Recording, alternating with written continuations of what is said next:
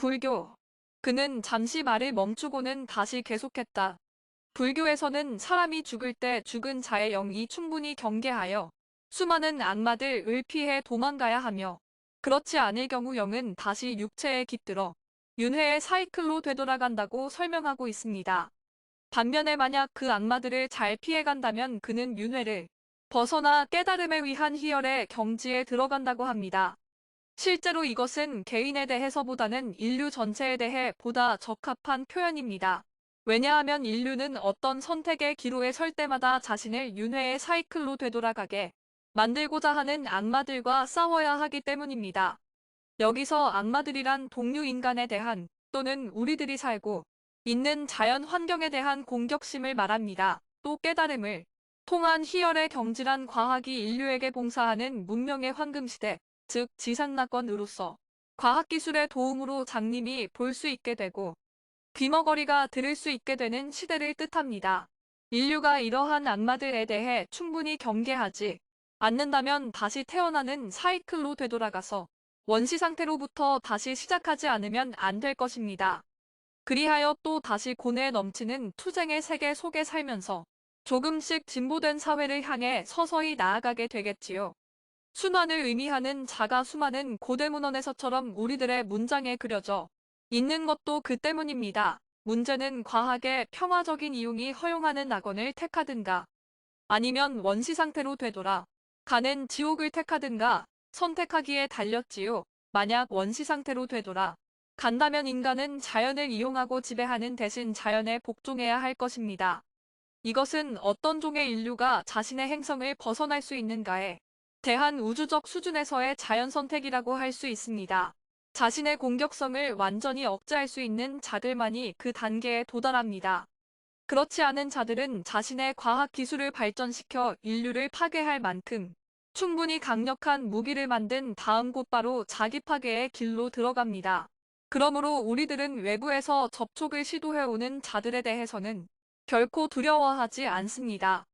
외계의 존재들과 수천 번의 만남을 통해 이것이 우주에서의 절대적인 법칙이라는 사실을 확인했습니다.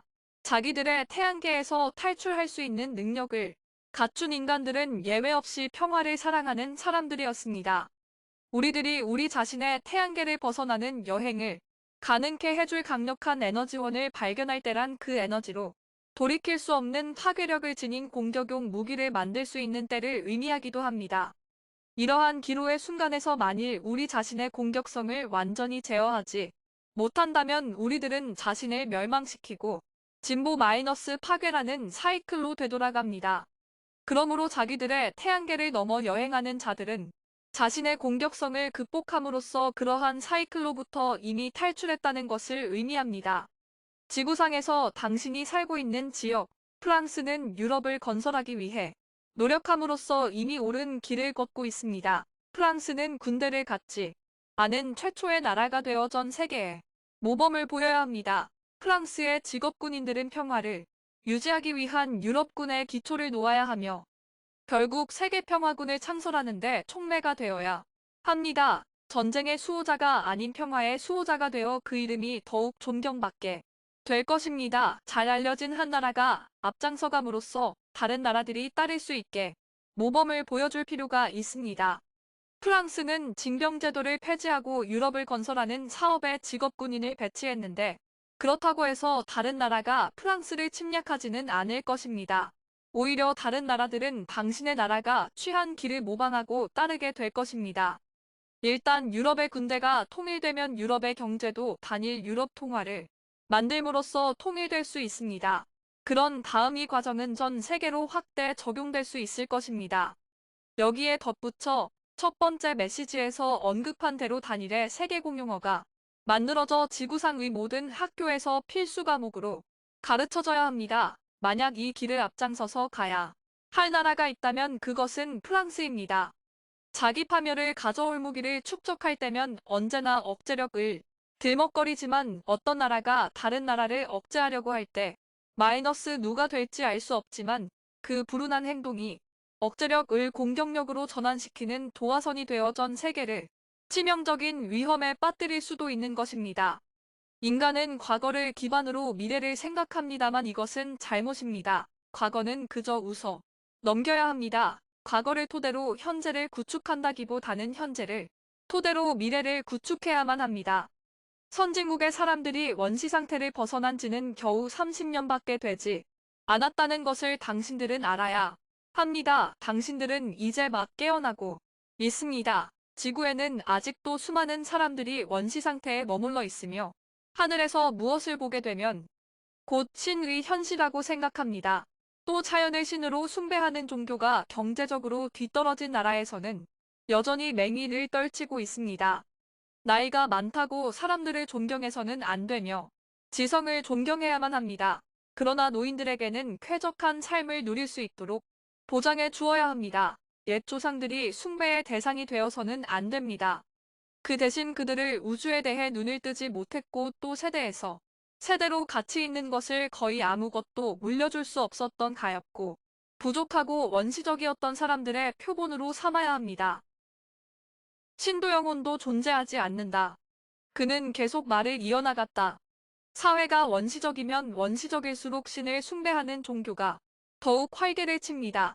이런 일은 실제로는 다른 행성으로부터 온 방문자들이 조장하는 것입니다. 공격심을 아직 버리지 못한 원시세계를 무사히 방문하기 위한 유일한 방법이라 할 수 있겠지요.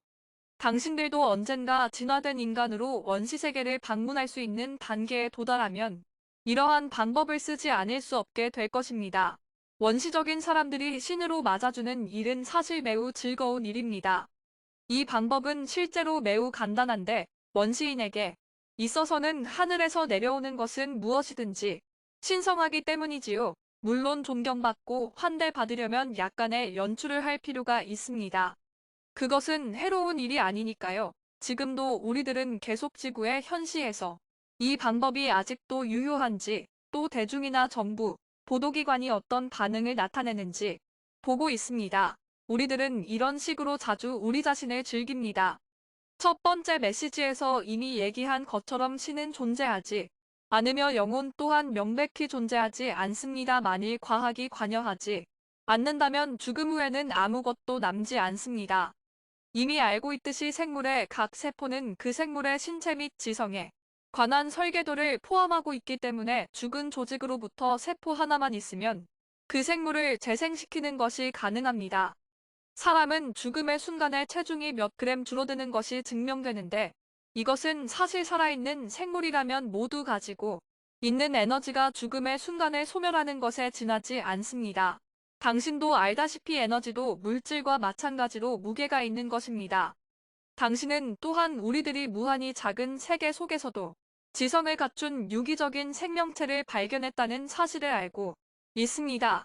그들은 확실히 우리들과 같은 수준으로 진보한 우리 자신의 필적할 만한 존재임을 증명할 수가 있었습니다.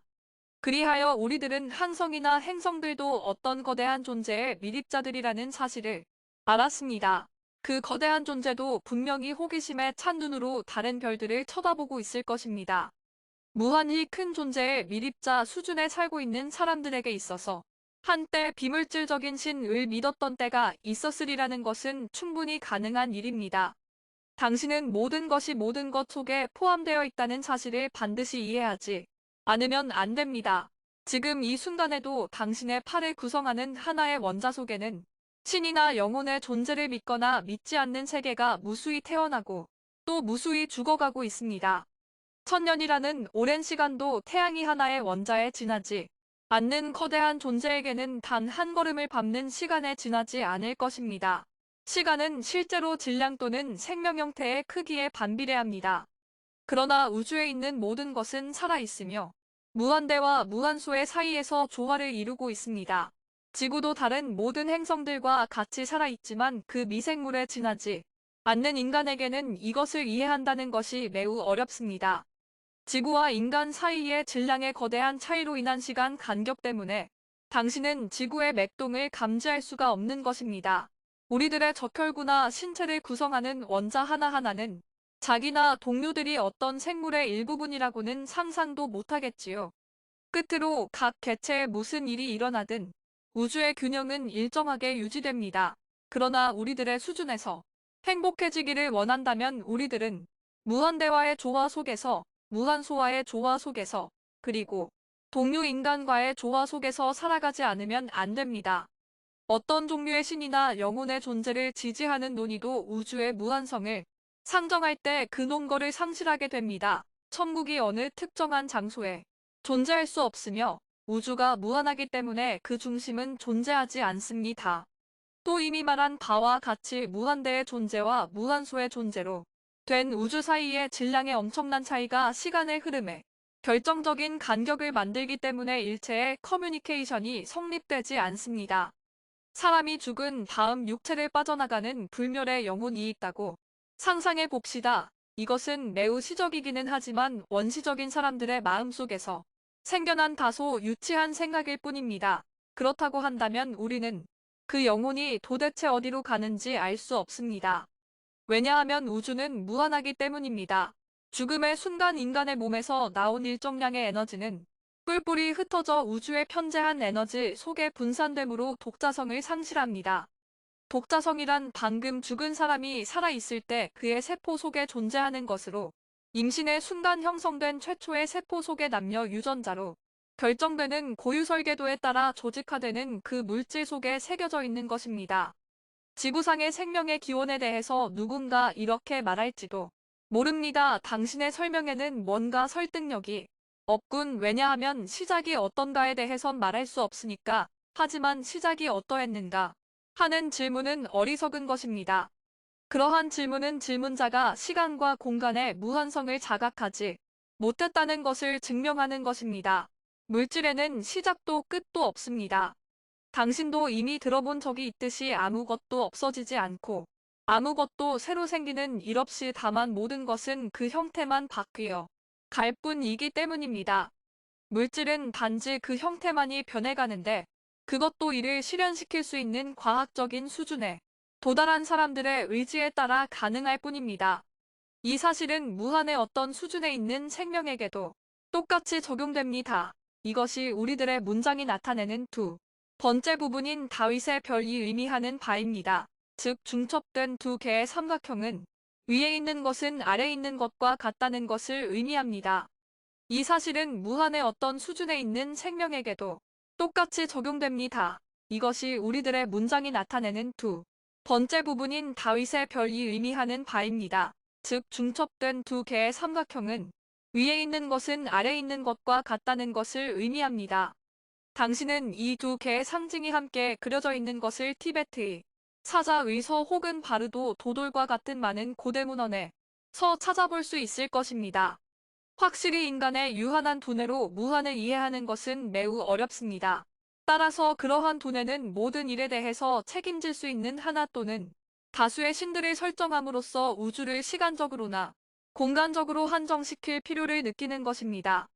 사실 우주를 향해 고도의 인간성에 도달할 수 없는 사람들은 무한의 개념을 받아들이기가 어렵습니다. 무한이란 인간을 예외적인 특별한 존재라는 지위에서 끌어내려 끝없는 우주 속의 특정한 시간과 특정한 장소에 놓인 보통의 생물로 만들어 버리기 때문입니다. 확실히 인간은 한정된 그 두뇌의 이미지 안에서 보다 뚜렷한 한계와 틀을 가진 것을 더 좋아합니다. 다른 행성에도 생명이 존재하는가 하고 묻는 사람들은 이러한 한정된 두뇌의 전형이라고 할 수 있습니다. 그리고 당신이 강연 중에 말한 다른 연못에도 생물이 있는가?